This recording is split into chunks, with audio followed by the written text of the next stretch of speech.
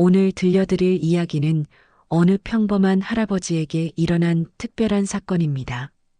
믿음과 의심 사이에서 그리고 희미해져가는 기억 속에서 펼쳐지는 이 이야기를 함께 들어보시겠습니까? 3월의 어느 화창한 아침이었습니다. 김상현 할아버지는 75세의 연세에도 불구하고 매일 아침 일찍 일어나시는 분이셨죠. 이날도 여느 때처럼 창문으로 들어오는 따스한 햇살을 맞으며 거실로 내려오셨습니다. 그런데 이상하게도 테이블 위에 복권 한 장이 놓여 있는 게 아니겠습니까? 상현 할아버지는 잠시 멈칫하셨습니다. 분명 어제 저녁에는 없었던 것 같은데 말이죠. 복권을 집어들고 번호를 확인하시던 할아버지의 손이 미세하게 떨리기 시작했습니다. 3, 17, 24, 31, 38, 42.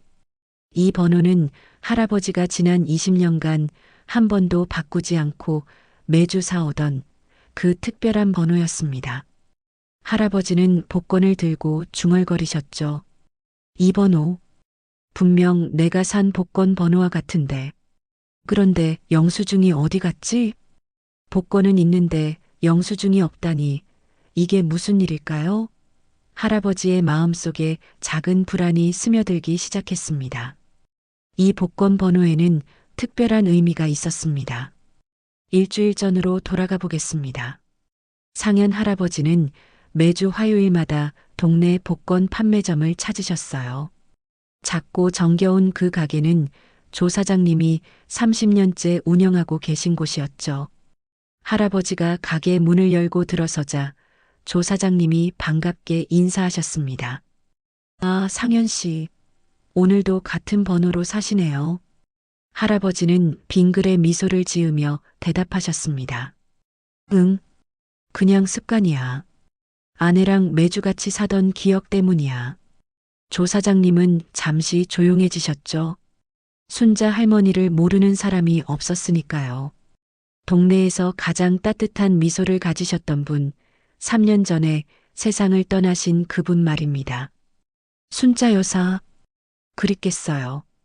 할아버지는 고개를 끄덕이시며 잠시 먼 곳을 바라보셨습니다. 그 순간 할아버지의 머릿속에는 20년 전의 기억이 생생하게 떠올랐습니다. 젊은 시절, 아니 정확히는 중년이 막 지났을 무렵이었죠. 순자 할머니와 함께 이 복권 가게를 처음 찾았던 날이 기억났습니다. 할머니는 복권을 고르며 환하게 웃으셨어요. 여보, 이번엔 꼭 당첨될 것 같아요. 할아버지는 장난스럽게 물으셨죠. 그래요? 그럼 당첨되면 뭐 하고 싶소? 할머니는 잠시 생각하시더니 대답하셨습니다. 손주들한테 맛있는 거 많이 사주고 당신이랑 여행 가고 싶어요. 그때 두 분이 선택하신 번호가 바로 3, 17, 24, 31, 38, 40이었습니다. 순자 할머니의 생일인 3월 17일, 상현 할아버지의 생일인 2월 4일, 그리고 결혼기념일인 3월 1일과 3월 8일, 마지막으로 첫 손주가 태어난 4월 2일. 이 모든 숫자를 조합해서 만든 특별한 번호였죠. 할아버지는 기억에서 깨어나 조 사장님께 말씀하셨습니다. 이번에도 같은 번호로 주세요. 조 사장님은 복권을 건네주시며 영수증도 함께 주셨습니다. 할아버지는 습관처럼 영수증을 코트 주머니에 넣으셨죠. 그게 화근이 될 줄은 그때는 몰랐습니다. 일주일 후 토요일 저녁, 상현 할아버지는 손자 민수와 함께 TV를 보고 계셨습니다. 28살인 민수는 직장 때문에 서울에 살지만 주말마다 할아버지를 찾아뵙곤 했죠. TV에서는 뉴스가 나오고 있었습니다. 아나운서의 목소리가 거실에 울려 퍼졌죠. 이번 주 로또 1등 당첨 번호를 발표하겠습니다. 3, 17, 24, 31, 38, 42번입니다. 당첨금은 총 35억 원으로. 민수가 갑자기 고개를 번쩍 들었습니다. 할아버지, 이거 할아버지가 맨날 사시는 번호 아니에요? 할아버지는 안경을 고쳐 쓰고 TV 화면을 다시 확인하셨습니다. 뭐, 3, 17, 24. 할아버지는 급히 주머니를 뒤지기 시작하셨습니다. 그런데 복권이 없었어요. 평소에는 항상 지갑 안에 넣어두시는데 말이죠. 내가 분명 샀는데 어디 뒀더라. 민수는 일어나며 할아버지를 진정시켰습니다. 침착하세요, 할아버지. 천천히 찾아봐요.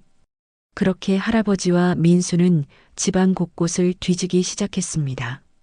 서랍장, 코트 주머니, 책 사이, 심지어 냉장고 위까지. 하지만 복권은 보이지 않았죠. 할아버지의 얼굴에는 점점 실망의 그림자가 드리워졌습니다. 역시 내가 착각한 건가 하고 생각하시던 그때였습니다. 계단을 올라가시던 할아버지의 눈에 무언가가 들어왔습니다. 계단 모서리에 살짝 구겨진 종이 한 장이 놓여 있었던 거죠. 찾았다. 여기 있어. 할아버지의 외침에 민수가 급히 달려왔습니다. 두 사람은 떨리는 손으로 복권의 번호를 확인했죠. 맞아요. 완전히 똑같아요. 할아버지. 민수는 너무 기뻐서 할아버지를 껴안았습니다. 35억이라는 거금이 눈앞에 펼쳐진 순간이었으니까요. 하지만 할아버지의 표정은 왠지 밝아지지 않았습니다. 그런데 영수증이 민수의 얼굴에도 금세 어두운 그림자가 드리워졌습니다. 영수증이요? 복권 살 때 받은 거 말씀이신가요? 할아버지는 기억을 더듬으려 애쓰셨습니다. 그게 분명 받았는데 어디 뒀는지 기억이 요즘 들어 자꾸 이런 식이야. 할아버지의 목소리에는 안타까움이 묻어났습니다. 나이가 들면서 점점 깜빡깜빡하는 일이 많아지셨거든요. 다음 날 아침 동네는 벌써 소문으로 시끄러웠습니다. 작은 동네에서는 이런 소식이 금방 퍼지기 마련이죠. 슈퍼마켓 앞에서는 이웃들이 모여 수군거렸습니다. 김 선생님 네서 복권 당첨됐다면서요? 근데 영수증이 없다는데 어떻게 증명해요? 혹시 착각하신 거 아닐까요? 할아버지와 민수는 다시 복권 판매점을 찾아갔습니다.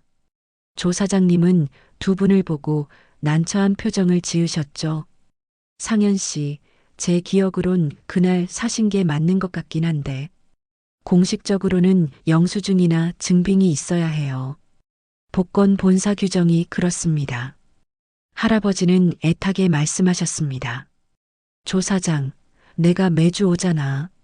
항상 같은 번호로 사는 거 알잖아. 조 사장님도 고개를 끄덕이셨습니다. 알죠.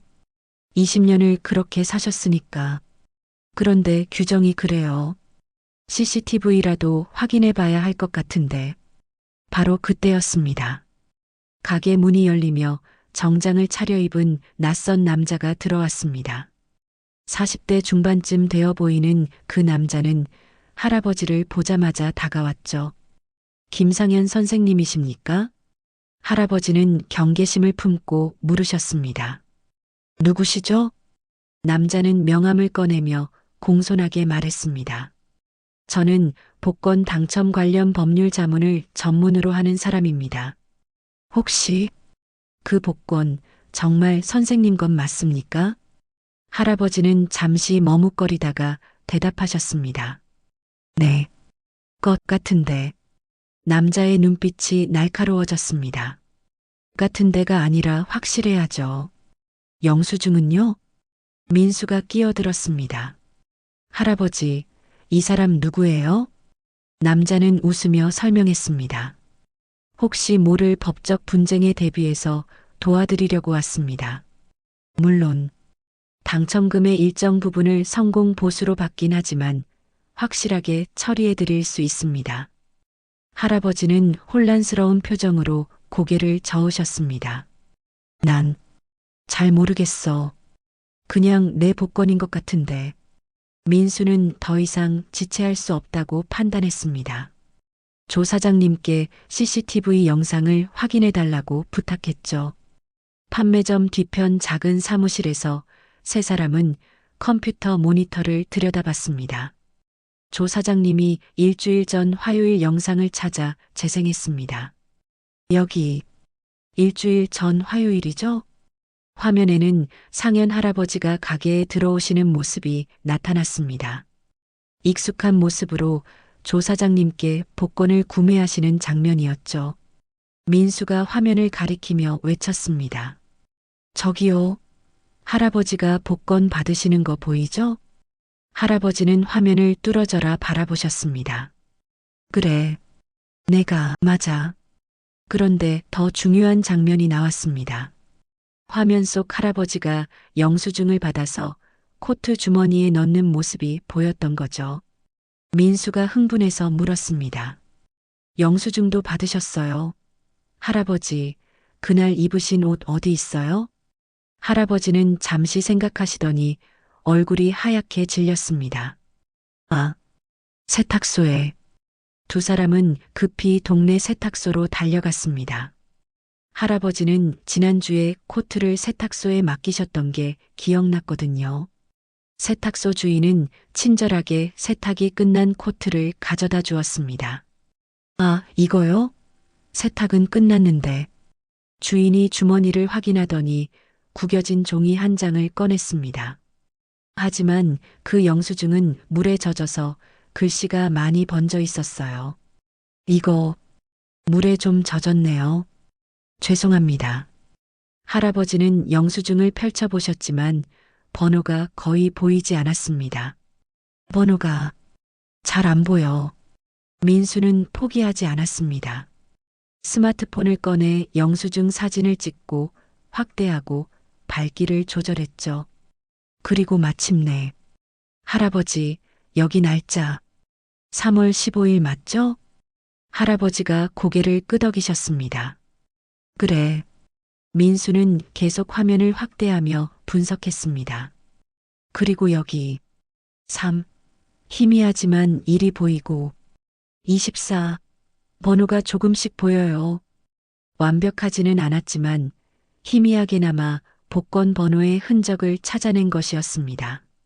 며칠 후 할아버지와 민수는 복권 본사를 방문했습니다. 깔끔한 사무실에서 담당자가 그들이 가져온 모든 증거를 검토했죠. CCTV 영상, 판매점 사장님의 증언서, 그리고 물에 젖어번진 영수증까지. 담당자는 한참을 서류들을 살펴보았습니다. 복권 담당자가 천천히 고개를 들었습니다. 할아버지와 민수는 숨을 죽이고 그의 입을 바라봤죠. 담당자는 진지한 표정으로 말했습니다. CCTV 영상과 판매점 사장님의 증언, 그리고 영수증 복원 자료, 종합적으로 검토한 결과 충분한 증빙으로 인정됩니다. 그는 자리에서 일어나 할아버지께 악수를 청했습니다. 축하드립니다. 김상현 선생님. 공식 당첨자로 인정됩니다. 할아버지의 눈가에 눈물이 맺혔습니다. 그것은 당첨의 기쁨도 있었지만 무엇보다 자신의 기억이 틀리지 않았다는 안도감이었죠. 여보, 우리 해냈소. 할아버지는 하늘을 바라보며 돌아가신 아내에게 속삭였습니다.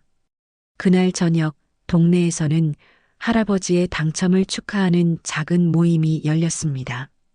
처음에 의심했던 이웃들도 모두 나와 진심으로 축하해 주었죠. 할아버지는 사람들 앞에서 말씀하셨습니다.